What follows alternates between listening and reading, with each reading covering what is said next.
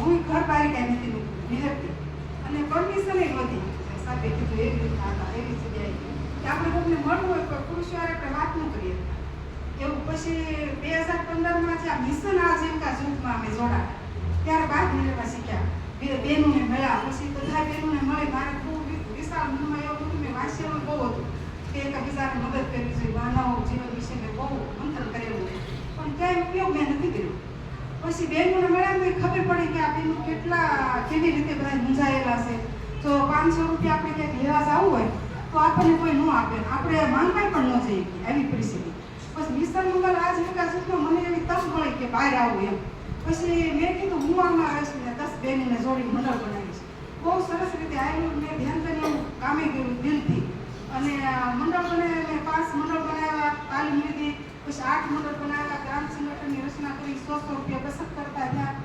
અને આજે અમારા બહેનોને લાખ રૂપિયા લેવા હોય તો મૂંઝાય ધંધો કરવો હોય અને એની જેટલી જિજ્ઞાસા હોય કે મારે 50,000 લઈને મારે આવું રોકાણ મારે આવું કરવું છે, 20,000 લઈને કે અમારા કિરણ મારે 20,000ની લોન લઈ કોમ્પ્યુટર હું લઈ લઉં અને જ્યારે તમારે બહાર કાઢવા જવું પડે તો એ મશીન લઈ લો ને તો આપણા પેનું તમારી પાસે આવશે, તમારે આવક થશે, આપણો પૈસો આપણી પાસે આવશે.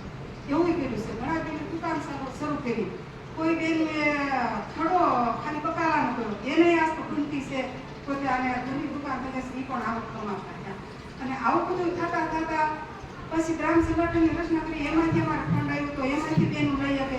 આજ તો 5 ગામનો અમારી પાસે છે એમાંય પણ 30 લાખનું ફંડ છે. તો ઘણા બધા રસ્તા અમારા બેન માટે ખુલ્યા તો સરકારનો ખૂબ ખૂબ આભાર માની અને એમાંથી જ મને પાછું આગળ આ બધું જ્ઞાન મળ્યું કે આવું નવું જો કરતા રહીશું ને તો પહેલાના સમયમાં જિલ્લા વાંચી 2 જણાને કેન્સર અને એને બધા મળી આવે કે આને કેન્સર છે હવે સારું ન થાય.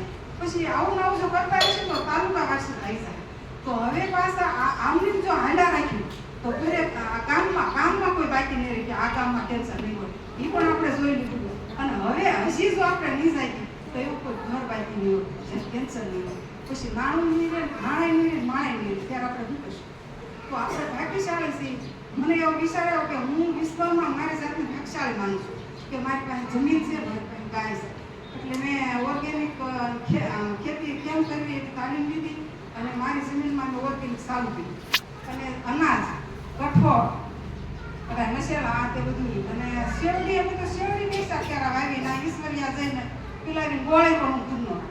પછી ગાયું મારે પૂજનની 3 ગાયું છે તો ઘી, દૂધ, દહીં. અને મને એમ થયું કે આપણે તો આટલી જિંદગી વાગી મારે 57 વર્ષ ઉંમર છે તો મારે આવતી પેઢી સારી જોતી છે. તો મારા છોકરા નિરોગી છે, મારી ગાય નિરોગી છે તો સારી જમીન છે તો થોડું સારું થશે ને. તો એને મેં એવું વિચાર લીધો કે મારે એટલે ગમે એટલું કામ કરવું પડે. મેં બહુ કામ કર્યું, બહુ મહેનત કરી અને મને બહુ કષ્ટી પડી છે પણ મારે આવતી પેઢી સારી જોતી.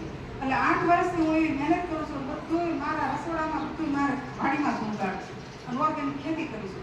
અને આજ મારા દીકરો છે ને દીકરી છે એ હાવ લેવું બેન 1 રૂપિયાની દવાની અને મારા છોકરાને બહુ નહીં એવું અમારા ઘરમાં દવાખાનાનો ખર્ચો ઓછો થાય.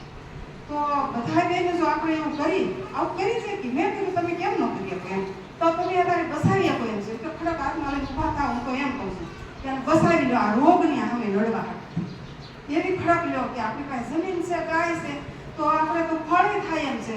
શેરડી વાળીને તો ફળ ફૂલે મારા છોકરા હાટું આવ્યા છે, શેરડી વાવું છું તો આ બધું હું કરી આપું એમ તમે કરો. મારી તેવી જ ભાવના છે કે તમે હજી જાગી જાઓ. નકર આપણા ઘરમાં જ્યારે કેન્સર આવી જશે ને ત્યારે આપણે ઘટાવી નહીં અને આપણે બધું જ ખોઈ દઈશું. એના કરતાં સમય પહેલાં જાગી જાઓ બસ.